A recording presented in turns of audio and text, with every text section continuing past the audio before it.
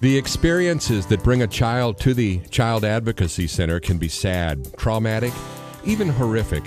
In response, everything about the CAC is just the opposite: warm, welcoming, and comforting to a child and to the child's family.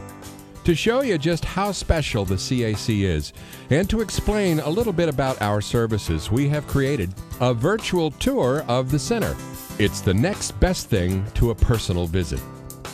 The very location of the Child Advocacy Center evokes a sense of comfort. Situated in an older home on historic Walnut Street, children and families who visit the CAC enter through one of the two welcoming doors.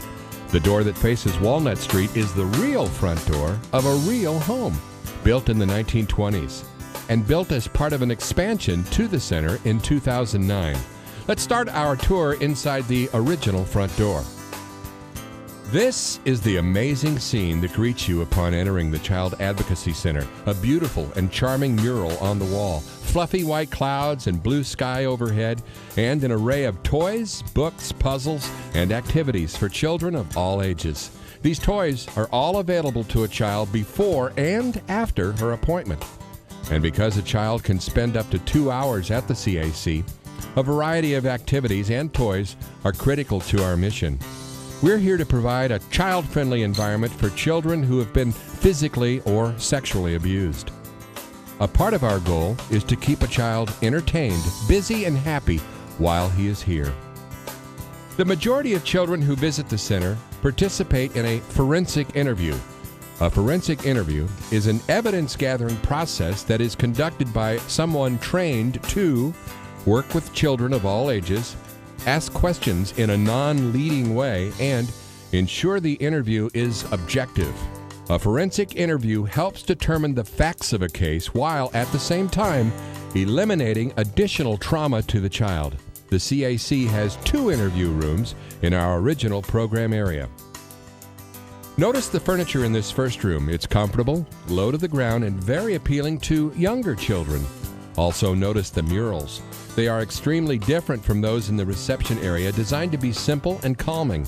Generally, children under 12 years of age choose this room for their forensic interview. Now notice the large window and the cameras in the corners of the room. We'll come back to see these in detail in a moment. Across the hall is the second interview room. Here, the murals are a little more sophisticated, still calming and simple, but a little more grown up. The furnishings are more grown up as well, and that's why this room more often appeals to older children and teenagers. This room also includes a large window and cameras. Situated between the 2 interview rooms is a space that houses extremely sophisticated audio and video equipment. Remember the cameras in each interview room? They are connected to this equipment and permanently record each interview, helping ensure a child will only have to go through one interview. This room is also where members of what we call the multidisciplinary team sit and observe each interview through the windows in each room. Team members include law enforcement officers and social workers, the people who conduct the actual investigation into each case of abuse. For some children, a forensic interview is the only service they receive at the CAC. Once it's over, they are free to return to the reception area for playtime, while the multidisciplinary team meets and visits with their parent or guardian. But for other children, their visit includes a trip to another special room at the Child Advocacy Center. Down this little hall is the most amazing examination room in Southwest Missouri. Everything about this room has been designed to delight and distract a child while he or she is being examined. The walls are teeming with undersea creatures, some which sport unusual features like braces and eyeglasses. These fun elements allow the center's medical assistant to play I Spy with a child. She will also blow bubbles and employ other distractions during the examination.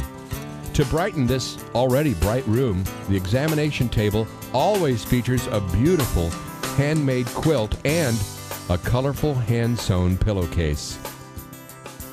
The most important item in this room is the colposcope, a piece of equipment that enlarges an image and collects and preserves physical forensics. Photographs taken with the colposcope cannot be tampered with or altered, again, making the Child Advocacy Center the best place to bring a child for services following an assault of any kind.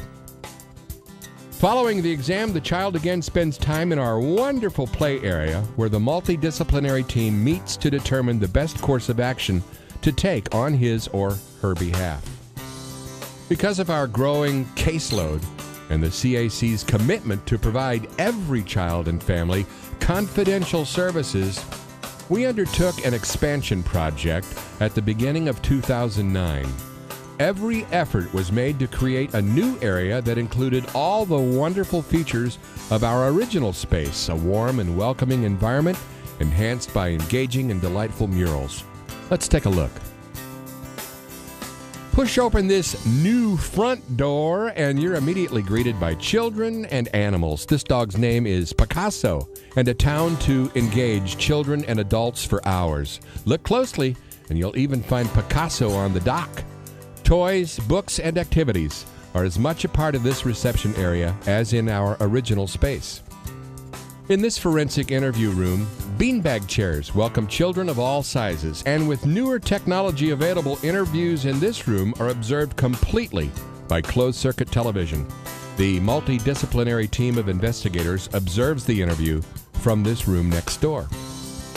And when it's time for their examination, children are welcomed into an equally amazing examination room. This one features a rainforest jungle.